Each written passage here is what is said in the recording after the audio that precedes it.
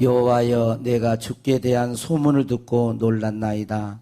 여호와여, 주는 주의 일을 이 수년 내에 부흥하게 하옵소서. 이 수년 내에 나타내시옵소서. 진노 중에라도 긍휼을 잊지 마옵소서. 영원토록 우리와 함께 하시고 우리의 참된 경배자가 되신 주 여호와 하나님 아버지, 이 시간도 모든 성도들이 영과 진리로 예배드리기를 원합니다. 이곳에 주님이 오셔서 임재해 주시고 한 영혼 만나사 주님께 영광이 되어지는 복된 예배가 되게 하옵소서. 의지하옵고 감사하며 우리 구주 예수님의 이름으로 기도하옵나이다. 아멘. 우리에게 주신 하나님의 말씀은 느헤미야 2장 17절, 에베소서 5장 26절에서 27절 말씀입니다. 후에 그들에게 이르기를 우리가 당한 공경은 너희도 보고 있는 바라.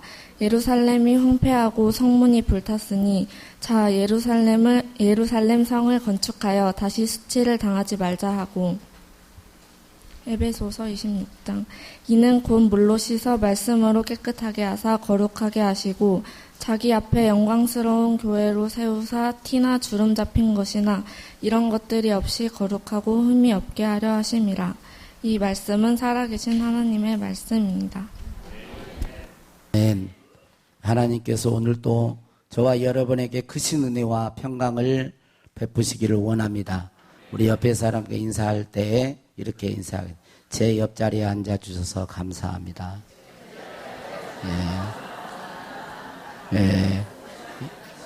옆에 앉아 있는 것은 내가 싫으면 옆에 앉겠어요? 그죠? 내가 싫은데 옆에 안 앉아요. 제가 좋으니까 옆에 앉은 거예요. 옆에 앉아 있는 거 얼마나 여러분들이 기도해 주신 덕분에 대한예수교 장로회 제 104회기 총회를 잘 마치고 돌아왔습니다. 우리 이제 장로계 통합측 교단이 그 일명 장자교단이라고 이렇게 얘기를 하고, 노예가 지금 우리 노예는 남원하고 순창, 임실 이렇게 해서 남원 노예, 옛날에는 전북 동노예 뭐 이런 전북 남노예 그랬었는데 남원 노예 이런 노예들이 67개 노예, 68개인가 67개 아무튼 그래요. 67개 노예고 교회는 10,000개 교회가 조금 못 돼요. 9,700인가 800, 약 10,000개 교회에 교회가 대한예수교장로회 통합측 교단이고, 또 이 노예에서 총대로 파송된 분이 1,500명, 교세에 따라서 조금 더 우리 노예는 14분이고 또 다른 데는 뭐 20분 정도 교세에 따라 조금 총대가 근데 1,500명 정도 이렇게 했는데, 갑자기 총회 장소가 서울에서 이제 2개월을 앞두고 포항으로 갑자기 총회 장소가 옮기게 됐습니다. 그래서 이렇게 갑자기 바뀌게 된 것은 문제가 있는 거잖아요. 원래 정해도 이게 장소 유치가 쉽지 않다라는 거예요. 그래서 기도를 하게 됐는데, 모든 안건 처리가 이 정도 두꺼운 책으로 나왔는데 안건을 그래도 은혜롭게 잘 마무리한 것 같습니다. 특별히 여러분들이 잘 알고 있는 세간의 관심이 되었던 명송교회, 이제 세습에 대한 그런 부분인데, 김사만 목사님의 아들 김하나 목사님을 담임 목사로 이렇게 청빙하는 것이 가하냐, 불가하냐. 그래서 한 2, 3년 동안 아주 시끄러웠잖아요. 일반 방송에서도 떠들고, 한쪽은 위법이다 그러고 한쪽은 또 위법이 아니다 이렇게 말을 하고, 이 문제가 좀 팽팽히 맞섰는데 수습 그 정권 의원들을 뽑아서 양쪽의 의견들을 다 수렴하고, 그러니까 반대입니다, 안 됩니다라고 하죠. 아닙니다, 됩니다, 이렇게 하는 분들을 이렇게 뽑아가지고 또 수렴을 했죠. 수렴하고 또 양보할 부분은 조금씩 양보해야 되잖아요. 또 양보할 부분은 양보하고 그래서 잘 마무리를 지었습니다. 저는 이 문제에 대해서 잘 몰라요. 왜냐하면 깊이 관여한 것이 아니기 때문에 잘 모르지만 참 마음이 아픈 것이 있었는데 그건 뭐냐면 양쪽 얘기를 들어보면 다 맞아요. 또 뭐 이건 개인적인 사적인 건데 또 제 의견하고 또 이제 신학을 하고 신대원 다니는 아들 의견도 달라요. 저는 좀 그렇게 수용하는 쪽이고 아들은 절대 안 된다는 쪽이고 막 가정 안에서도 좀 그런데 얼마나 힘들겠어요. 근데 다 이 얘기를 들으면 맞습니다. 그래서 결론을 내리기가 참 힘들었는데 빨리 이렇게 수습되기를 원했던 그 이유는 이 갈등이 교회 안에서의 갈등이라는 거예요. 교회 안에서의 갈등이요 싸움이라는 사실입니다. 이건 아니다는 생각이 들어요. 옳고 그름을 떠나서 교회 안에서 한국 교회 안에서 뭐 맞네 틀리네 막 싸우는 것은 이건 조금도 아니고 몇 년 동안 계속 이렇게 하는 것은 너무 마음 아픈 일이에요. 우리가 이걸 놓고 기도할 때 저는 눈물이 나더라고요. 잠깐 2, 3분 동안 그걸 하는데 정말 눈물이 났어요. 교회 안에서의 분열과 갈등의 다툼은 아니다. 이걸 좋아하는 건 누가 좋아할까? 뭐 보나마나죠. 보나마나. 원수 마귀가 좋아하는 거죠. 싸우게 만들고 이권이 특히 만들어서 교회가 무너지는 것. 교회가 무너지면 다 무너지는 거거든요. 이걸 보고 있는 이 어둠의 세력들의 이 장난 이런 것들을 볼 때 어떻게 해서든지 이게 잘 되어지기를 바랬습니다. 그리고 간절히 기도했는데 100% 만족할 수는 없어요. 왜냐하면 이미 많은 그 문제, 명성교회 문제가 사회에 대한 그런 부분에서 좋지 않는 그런 이미지를 했기 때문에 아무리 잘 수습해도 이미 타격을 입었어요. 그래서 100% 만족, 최선은 아닐지라도 차선이라도 이렇게 좀 이렇게 갈무리하고 마무리를 지은 것에 대해서 참 감사를 드려요. 수습위원과 이 총회가 고심한 것은 두 가지였어요. 하나는 총회 권위를 세우는 것. 총회 권위를 세우는 것. 이게 법이죠. 그 다음에 두 번째로는 명성교회도 기회를 주자라는 거예요. 반대하는 사람들, 목사님들 또 반대하는 사람들의 이야기를 들어보면 명성교회를 없애자는 거냐? 명성교회가 망하기를 원하냐? 그러면 그건 아니라는 거예요. 그러면 기회를 줘야 되는데 법도 살리고 또 기회도 주려면 법으로 어떤 것들을 하고 그래서 2021년 1월 1일 이후로는 이제 김하나 목사가 담임 목사가 될 수 있도록 그 길을 열어둔 거예요. 그런데 이제 세상 방송은 이런 과정이라는 것들은 다 생략하고 명성교회가 우리 총회가 세습을 인정했다 이렇게 보도만 하잖아요. 그래서 이런 것들은 잘 여러분들이 분별해야 합니다. 저는 이제 총회를 참석하면서 많은 갈등과 문제를 보면서 그 저변에 왜 저렇게 싸울까? 왜 저렇게 의견이 하나가 안 될까? 그 저변에 몇 가지를 생각해 봤어요. 첫 번째는 욕심이에요, 욕심. 욕심이 싸움의 원인이에요. 물질의 욕심, 자리 욕심. 그 욕심이 있을 때는 다툼이 있더라고. 야고보서 4장 1절에 보면 싸움과 다툼은 어디로부터 난다고요? 우리의 정욕으로부터 나는 거예요. 정욕으로부터 욕심을 내려놓지 않으면 그리스도 예수의 사람들은 육체와 함께 그 정과 욕심을 십자가에 못 박은 자라고 말을 했는데도 욕심을 안 내려놓으면 화합과 하나님의 영광을 위해서 물론 하고 싶지만 그걸 좀 내려놓아야 되는데 그걸 죽어도 못 내려놓겠다는 거예요. 그 자리 공대가 해야 된다는 거지. 그러니까 다툼이라는 거예요. 그걸 봤어요. 욕심. 여러분 총대들만 그런 거 이렇게 있겠습니까? 오늘 예수 믿는 우리들에게도 그런 것들이 있어요. 교회 안에서 욕심을 내려놓지 못하고 명예욕이라든지 자리라든지 인기라든지 이런 걸 내려놓지 못하면 거기에는 항상 분열과 갈등과 다툼이 있게 마련인 거예요. 저와 여러분은 예수 그리스도의 사람들이 될 수 있기를 바랍니다. 또 하나는 뭐였냐면 자기의예요. 자기의. 나는 의롭다는 거예요. 자기의 의로움, 이건 교만이죠. 내가 의롭기 때문에 상대방을 비판하고 판단하고 정죄하는 일을 합니다.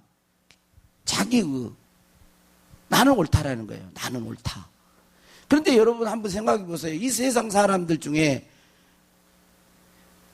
죄가 없고 허물이 없는 사람, 실수가 없는 사람이 어디 있습니까? 누가 완벽할 수 있겠어요? 그런데도 자기의 부족은 못 보는 거예요.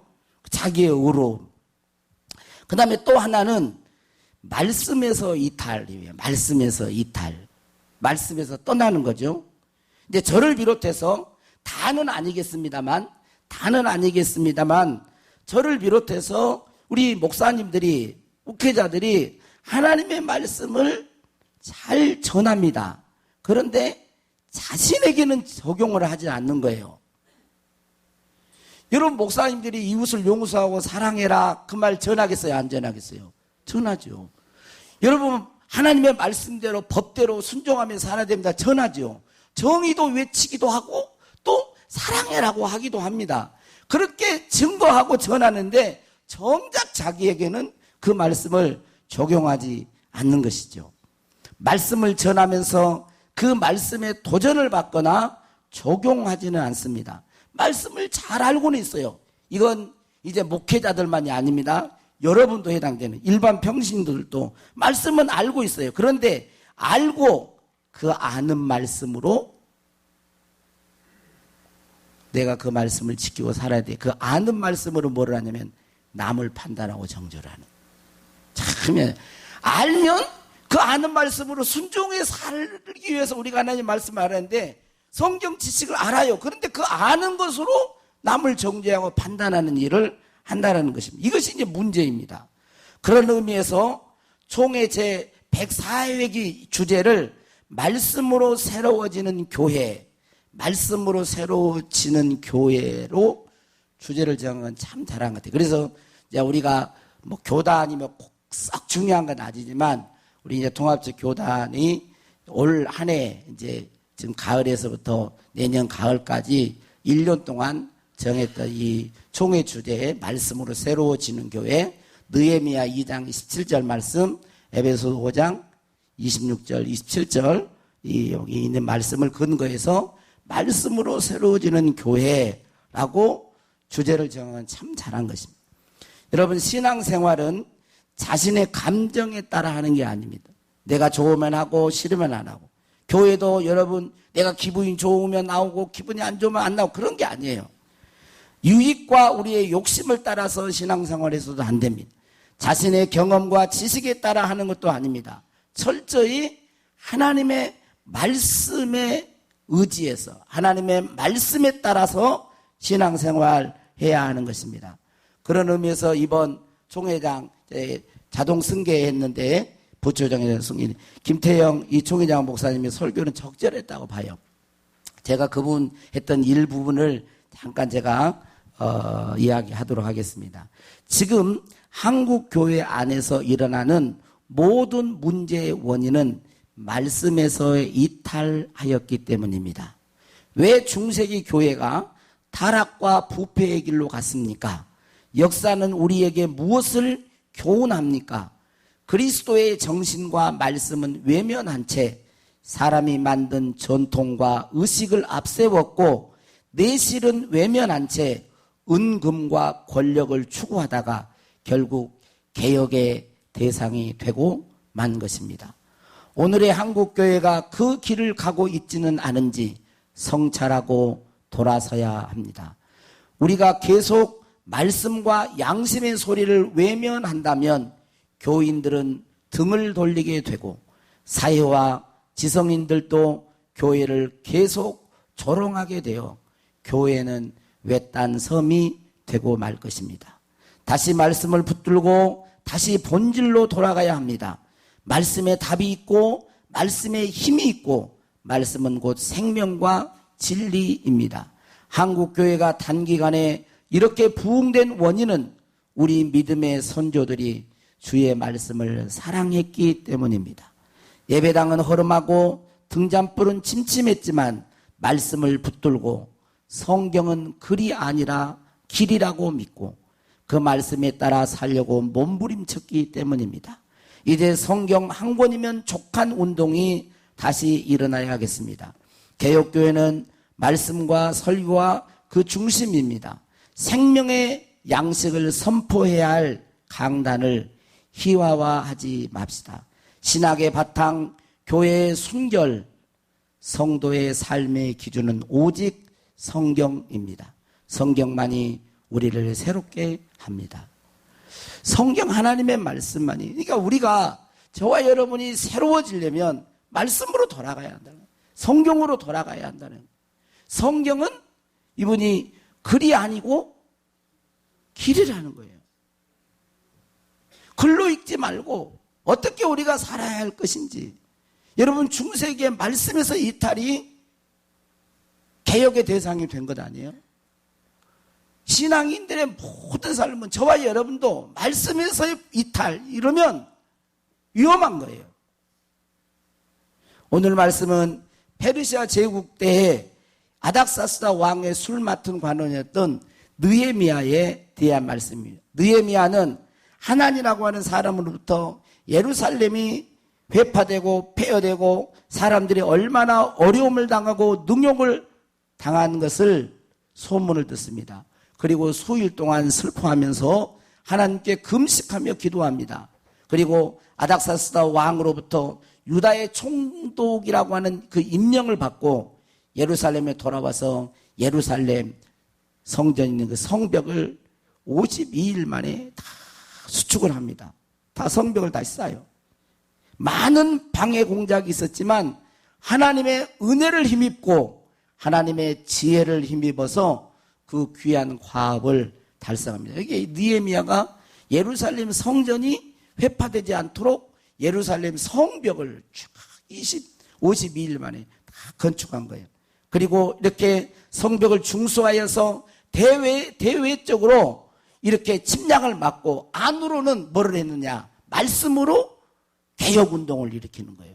그래서 에스라와 하나가 되어서 하나님의 말씀 율법서를 낭독하고 그 율법서가 낭독될 때 그들이 백성들이 일어나가지고 아멘 아멘 하면서 회개하는 거예요. 회개. 그리고 개혁을 일으킵니다. 오늘 느헤미야 2장 17절 말씀 한번 읽어보고, 느헤미야 2장 17절 한번 읽어보겠습니다. 같이 읽습니다. 시작. 후에 그들에게 이르기를 우리가 당한 공경은 너희도 보고 있는 바라. 예루살렘이 황폐하고 성문이 불탔으니 자 예루살렘 성을 건축하여 다시 수치를 당하지 말자 하고. 여기 보니까 참 이 말씀이 꼭 우리 한국교회 현실 같아요. 후에 그들에게 이르기를 우리가 당한 공경은 너희도 보고 있는 바라. 지금 우리 한국교회가 당한 공경, 어려움, 심지어는 뭐 기독교를 뭐라고 그러잖아요. 당한 공경을 지금 우리가 보고 있어요. 우리가 당한 공경은 너희도 지금 보고 있는 바라. 그렇다는 거예요. 왜 이렇게 우리가 한국 교회가 이렇게 공경을 당하고 어려움을 당하느냐. 예루살렘이 황폐하고 성문이 불탔으니 성벽이 무너지고 성전이 허물어졌다는 거예요. 오늘 우리들이 하나님의 성전으로서 온전한 성전의 기능을 못하고 있다는 거죠. 무너졌기 때문에 그렇다는 것입니다. 하나님의 집인 성전, 성문이 불탔으므로 수치를 당하고 있다는 것입니다. 그러면서 그걸 말하면서 느헤미야는 자 예루살렘 성을 건축하여 다시 수치를 당하지 말자. 우리의 성전, 우리의 성벽을 다시 건축해서 세상의 조롱거리, 수치거리, 멸망거리, 비난의 대상, 지찬의 대상이 되지 말자. 그걸 지금 외치고 있는 것입니다. 수치는 히브리어로 헤르파라고 하는데 모욕, 책망, 조롱이라는 뜻입니다.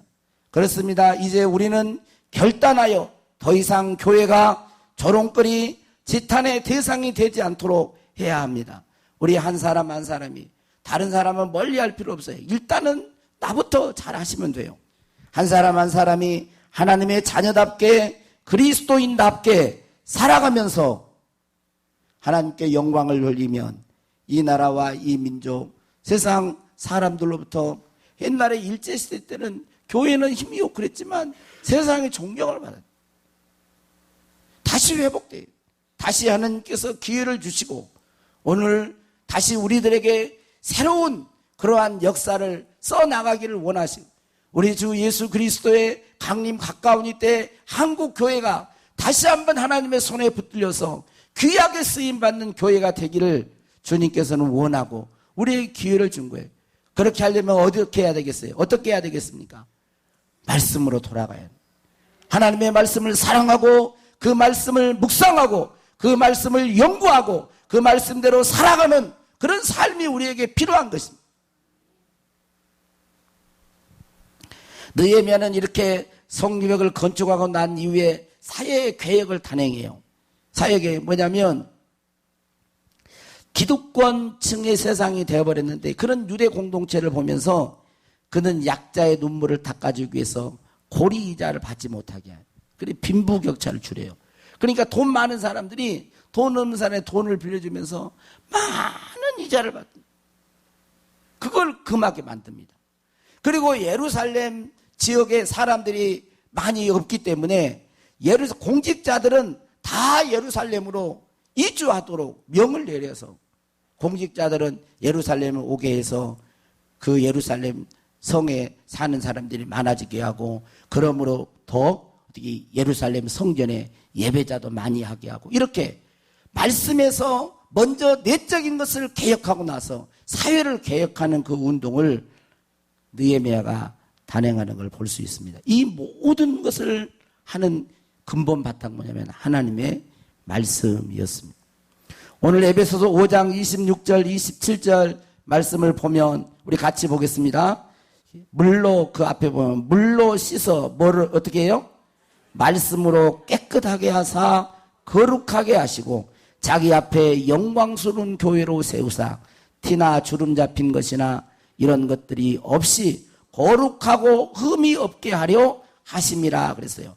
말씀으로 뭐예요? 깨끗하게 하는 것입니다. 말씀으로 거룩하게 하는 것입니다. 말씀으로 깨끗하게 거룩하게 해서 어떤 교회? 영광스러운 교회가 하나님 앞에 티나 주름 잡힌 것이 없는 영광스러운 교회가 되게 하는 거예요. 한국 교회가 하나님 앞에서 말씀으로 깨끗하게 되어지고 할렐루야 거룩하게 되어지고 할렐루야 영광스러운 교회가 될 수 있기를 주의 이름으로 축원합니다. 여러분은 말씀으로 깨끗하게 되고 새롭게 된다는 것은 뭘까요? 그냥 말씀만 읽으면 되는 걸까요? 어떻게 해야 말씀으로 새로워지고 깨끗해지겠어요? 먼저는 말씀을 듣고 회개해야 되는 거예요.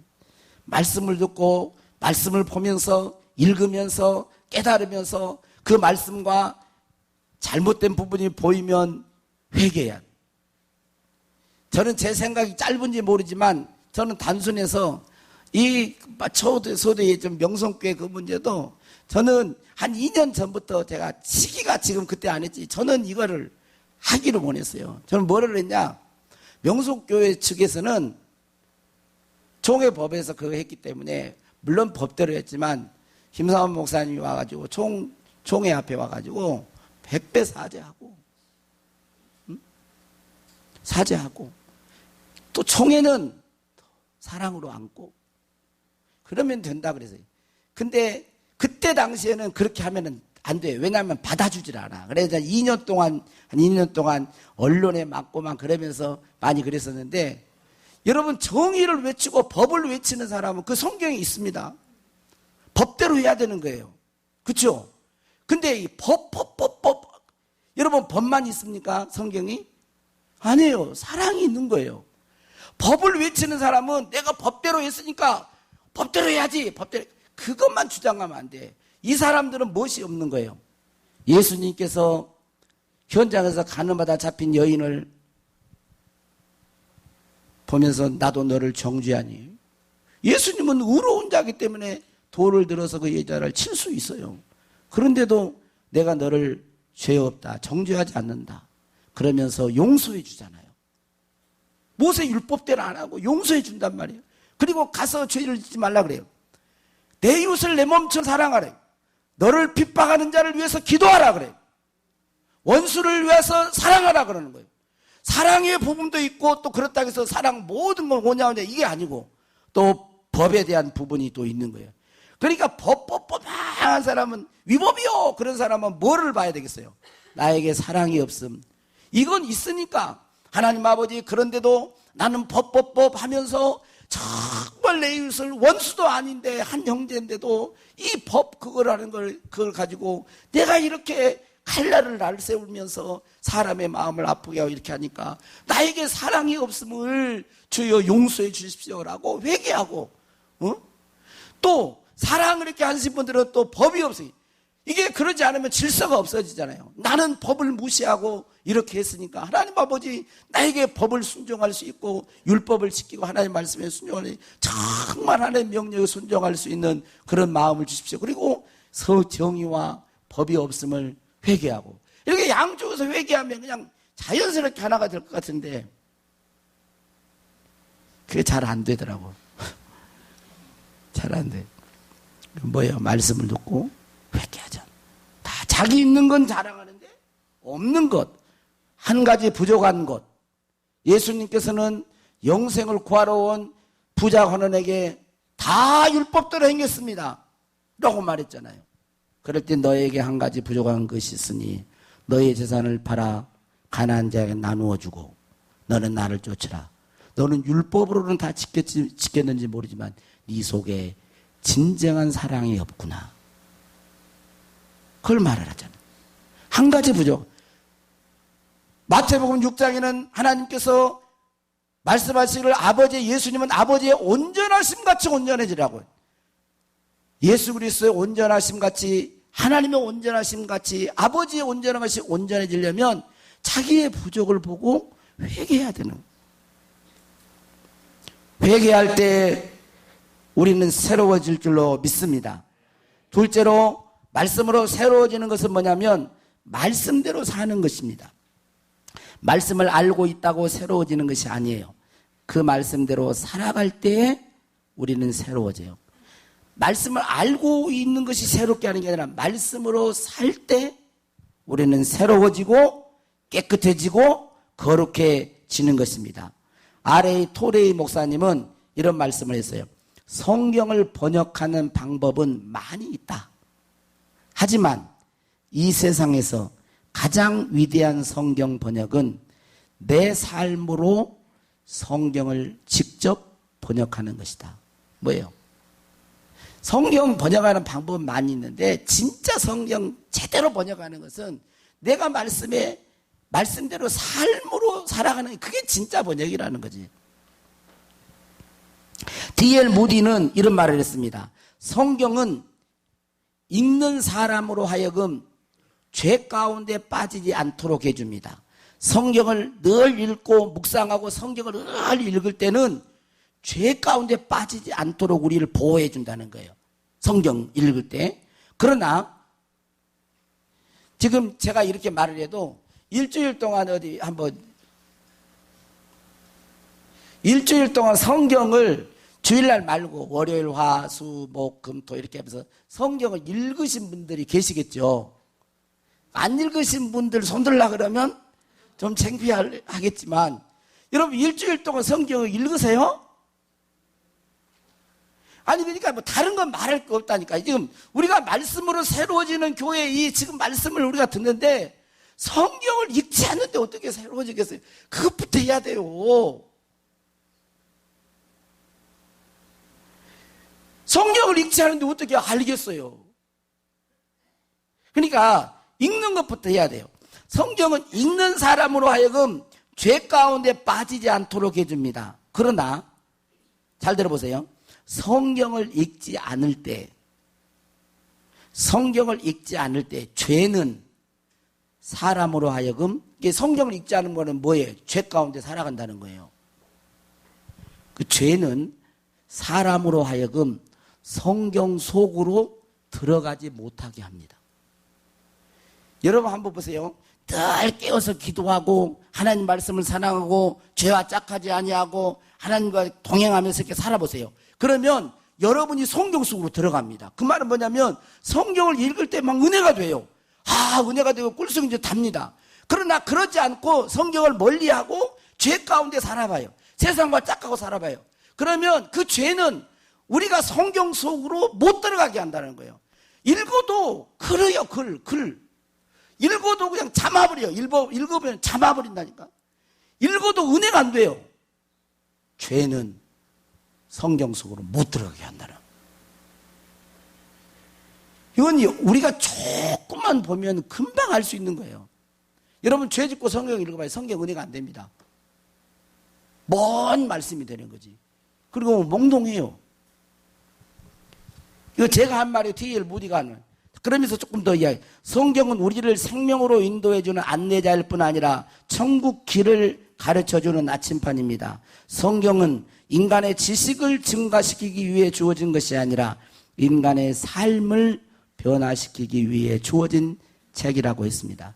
그래서 이 무디가 가지고 있는 성경 그 책에는 구절마다 T하고 P라고 하는 이니셜이 빼곡하게 적게 돼요. 그러니까 성경마다 T, P 이렇게. 근데 이 T는 뭐냐면 사람들이 이렇게 궁금해. 이 TP가 뭡니까? T는 TRY, try라고 하는 뭐냐면 실행하는 try. 그 다음에 P는 proof, PROF. 이 proof라고 하는 증명했다는 게 내가 그 말씀에 실행했더니 말씀이 증명했다는 거예요. 그 말씀대로 실행했더니 그 말씀이 진짜구나 하는 걸 경험시켜줬다는 거예요. 그래서 이 무디 성경책에는 이 TP라고 하는 그런 이니셜이 빼곡하게 있었다고 그럽니다. 존스 홉킨스 의과대학 교수예요. 의과대학 교수. 그러니까 의사란 말이에요. 의과대학 교수였던 하워드 켈리 박사는 성경을 읽는 것에 대해서 이렇게 말을 했습니다. 정직한 마음으로 성경을 읽으면 사람의 본성이 변합니다. 뭐라고요? 정직한 마음으로 성경을 읽으면 사람의 본성이 변합니다. 여러분 사람의 본성이 변할 것 같아요? 안 변할 것 같아요? 참 그거 어렵습니다. 사람의 본성이 변하는 게 정말 어려워요. 딱 한 가지. 여기 말대로 하면 성경을 정직하게 읽으면, 성령이 역사하면, 말씀이 역사하면 사람의 본성이 변한다는 거예요. 성경은 구제불능의 거지와 술주전뱅이 깡패라 할지라도 일으켜 세워 이 땅에서 가장 존귀한 사람으로 변화시킵니다. 근데 의과 교수인데 이런 말을 했어요. 성경은 너무도 탁월한 명약이어서 성경의 처방대로 정직히 복용하기만 하면 어떤 환자, 어떤 질병이라도 못 고칠 것이 없습니다. 의사인데도 이런 말을 해요. 성경을 정직하게, 명약이라는 거예요. 구약? 뭘 말해봐요, 여러분이. 신약. 옛날 약도 있고, 한방약, 지금 양약, 구약, 명약. 제가 하면 이 신빙성입니다. 의사 교수가 이런 말을 해요. 그렇게 이 성경은 명약이라는 거예요. 성경을 못 고칠 병이 없다. 이 사실은 성경이 입증합니다. 그랬습니다. 결론을 맺겠습니다. 저와 여러분을 비롯해서 우리 한국 교회가 말씀에서 이탈을 하는 것, 말씀에서 이탈하면 조롱거리가 됩니다. 수치, 소금의 맛을 잃으면 사람들에게 밟힌 거예요. 맛을 잃는다는 건 말씀을 떠나는 거예요. 이것은 성경을 얼마나 알고 있느냐를 말하고 있는 게 아니에요. 성경의 말씀대로 살고 있느냐를 말하는. 말씀이 이탈해서 이제 수치를 당하지 말고 조롱거리가 되지 말고 하나님의 말씀으로 새로워지는 교회가 되기를 바랍니다. 느헤미야처럼 말씀을 사랑하고 말씀으로 새로워져서 참된 개혁이 있기를 바랍니다. 오늘부터라도 하나님 말씀을 가까이 하시면서 알고 있는 말씀은 따라서 하지 마세요. 그것은 어떻게 그렇게 살아? 그거 하지 마세요. 그것은 살 수 있어요. 말씀대로 아는 말씀대로 살 수 있어요. 여러분 오늘 하나님께서 우리들에게 주신 말씀 뭐예요? 우리가 깨끗해지고 새로워지는 것은 여러분 도 닦아서 되는 게 아닙니다. 욕심을 비워내면 비워질까요? 안 돼요. 사랑하세요. 여러분이 들고 있는 성경책을 드세요. 들어봐요. 따라서 하겠습니다. 이 성경책은 하나님의 말씀입니다. 이 성경책을 나는 사랑합니다. 읽고 묵상하고 말씀대로 살겠습니다. 할렐루야. 예, 우리 내 모습 이대로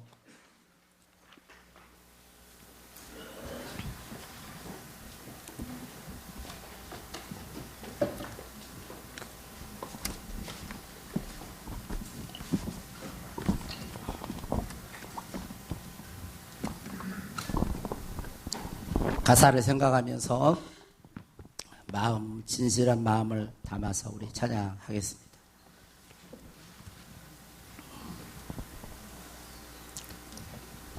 내 모습 이대로 사랑하시네. 연약함 그대로 사랑하시네. 나의 모든 발걸음 주가 아시나니 날 인도하소서.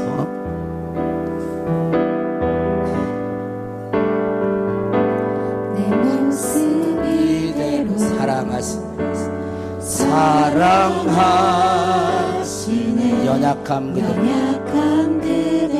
사랑하시네.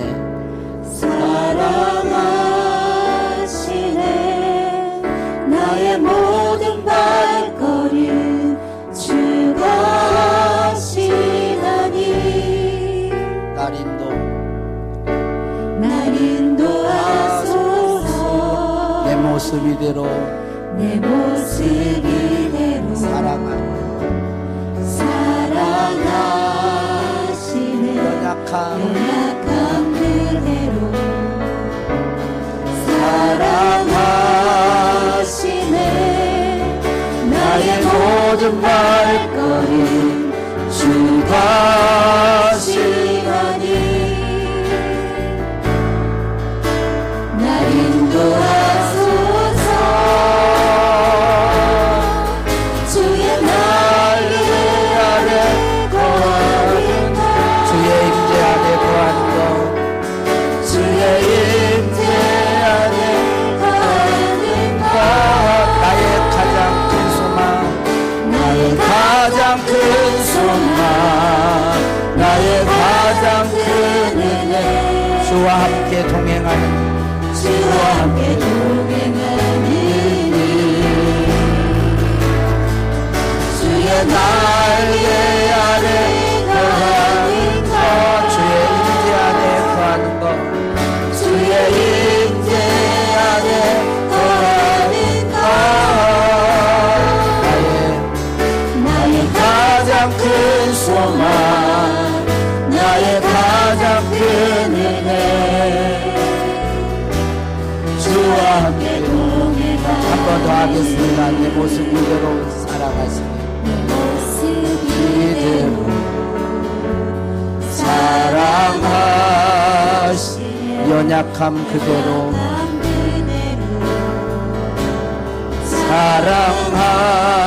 사랑하시네. 나의 모든 발걸음 주가 아시나니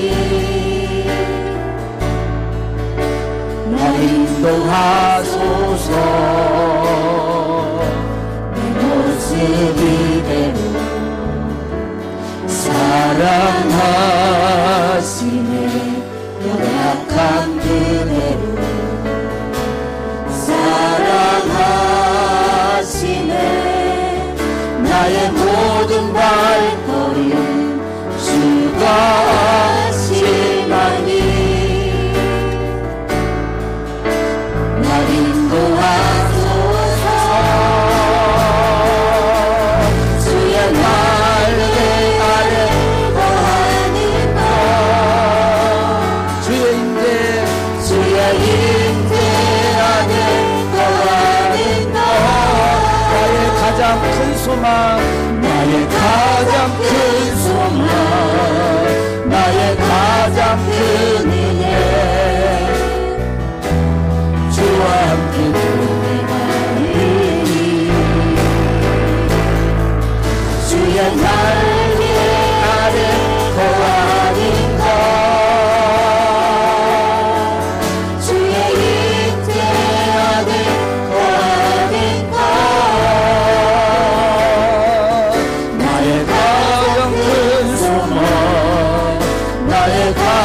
큰 은혜 주와 함께 동행하니.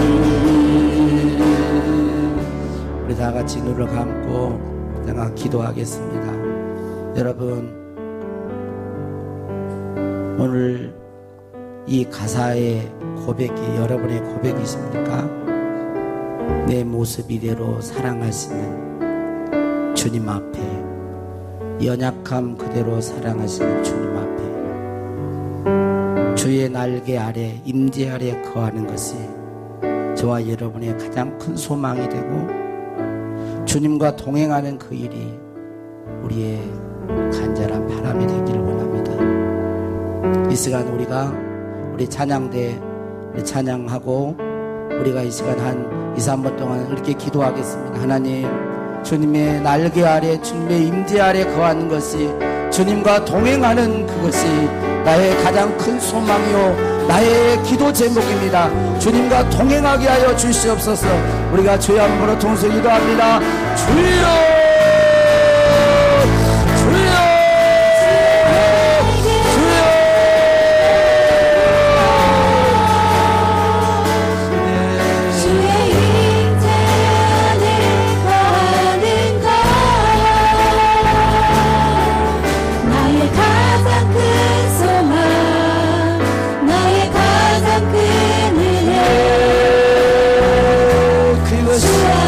이것이 우리의 소원입니다. 우리의 바람입니다.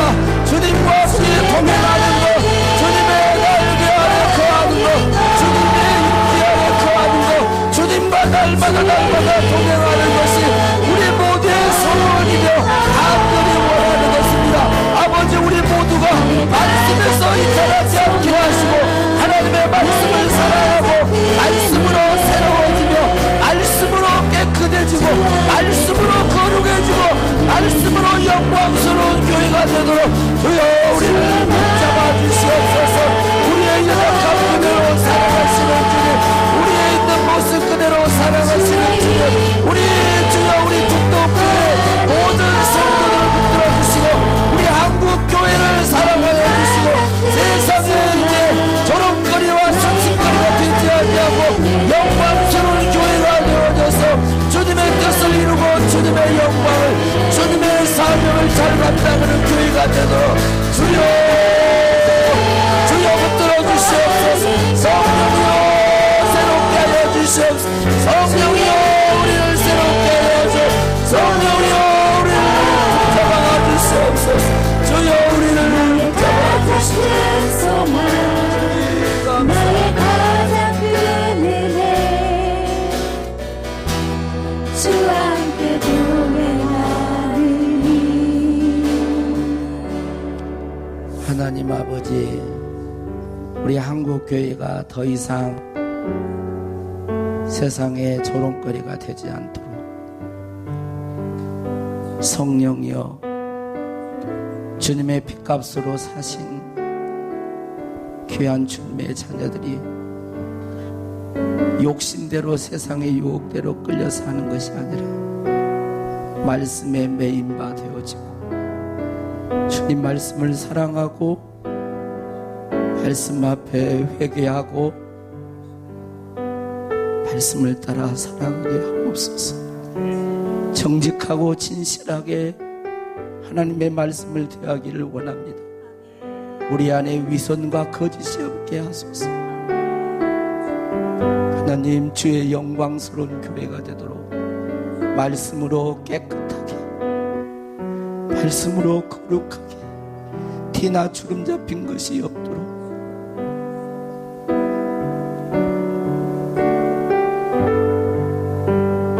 주님의 영광스러운 교회로 세우시옵소서. 성령께서 우리에게 감동하실 때 거부하지 않게 하시고 성령의 인도를 따라 살게 하소서.